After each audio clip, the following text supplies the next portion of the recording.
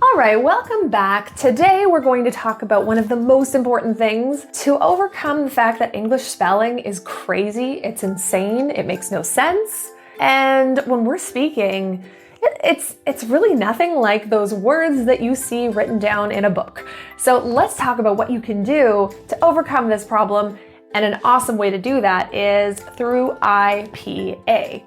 Now, if you have no idea what that is, it stands for the International Phonetic Alphabet.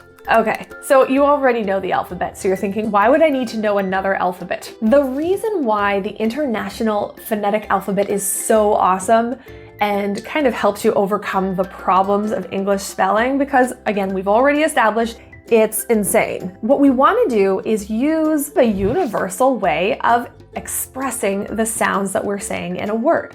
So IPA takes care of that because each sound, no matter what language we're discussing, has a symbol and it's universal. So it doesn't matter what the spelling is, the IPA symbol will be the same.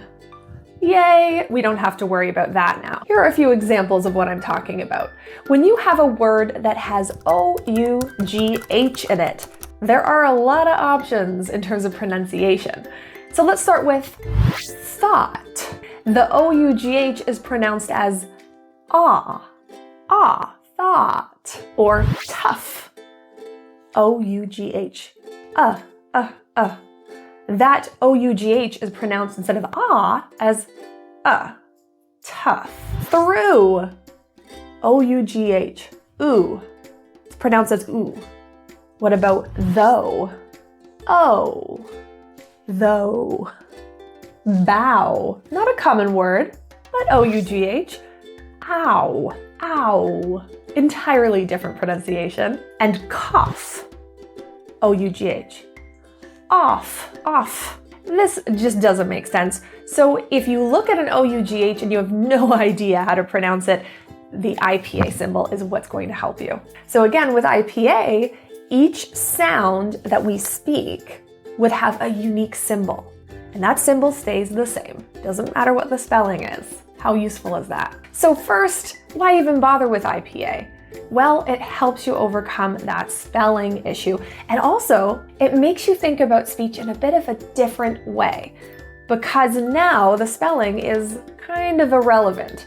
We're really listening to the sounds and putting those symbols in there. Now, let's be completely realistic. We all have busy lives. We're not going to sit around and memorize and study and sit down and get really good at every IPA symbol that exists.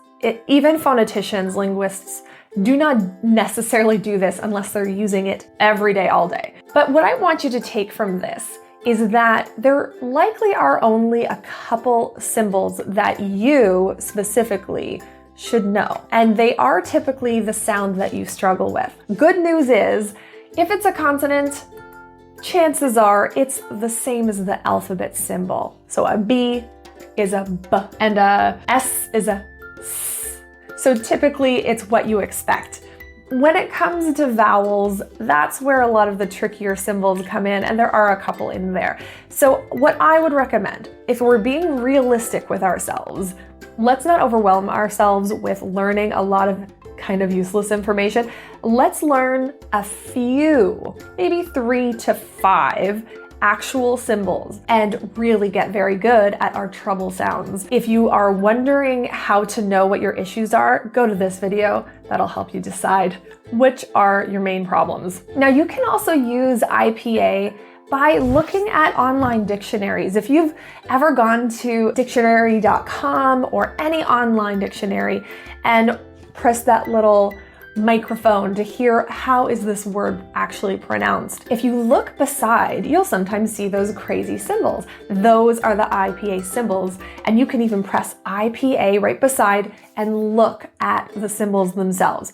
Now, you might have thought, well, why would I ever do this? Well, if you have one of your trouble sounds in this word, then you want to pay special attention. Look for that one symbol that you know you always struggle with, and then realize that change in mouth position, whatever it is that you need to do. And you'll learn more about that if you keep watching my channel. But then you'll know, okay, this word has my trouble sound in it, and you'll see that symbol and you'll immediately know that that's something you can work on. If you found even a tiny bit of this useful and you think it might actually benefit you in some way, press that like button, because I want to be able to share this information with other people. Lets the algorithm know who might actually benefit from this, and it would help me tremendously to be able to share the information. So thank you for that. And if you're looking for further information about English pronunciation and how you can speak English a little bit more clearly and confidently if you do struggle with being understood,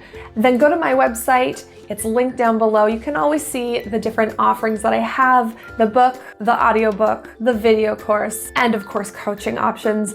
If any of that is something you're interested in, just check out my website at proactivepronunciation.com. Another thing a lot of my clients really struggle with is stress.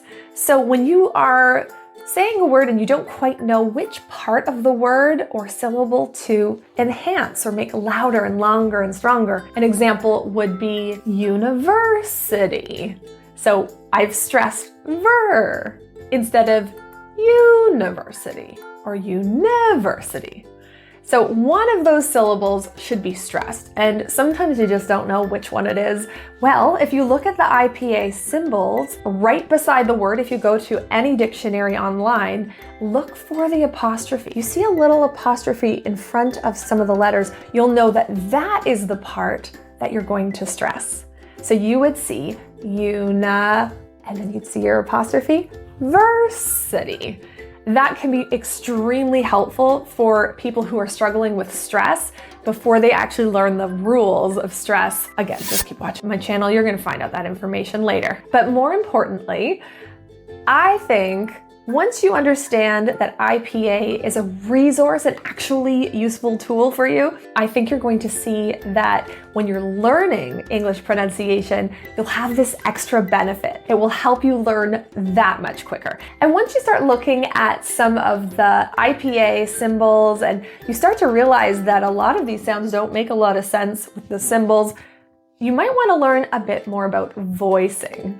Now, that's in my next video, so check out that. That's where we're going to discuss words like was and is. Why is it pronounced with a Z in IPA and not an S when we spell it with an S? And if you don't know these secrets about voicing, then your pronunciation will be quite different, especially if you have no clue about it. And I cannot wait to see you there and teach you more and get you really excited about English pronunciation and feeling really confident when you speak. Awesome, so that's it for now. I'm going to see you at the next lesson, and I hope you have an awesome day. See you later.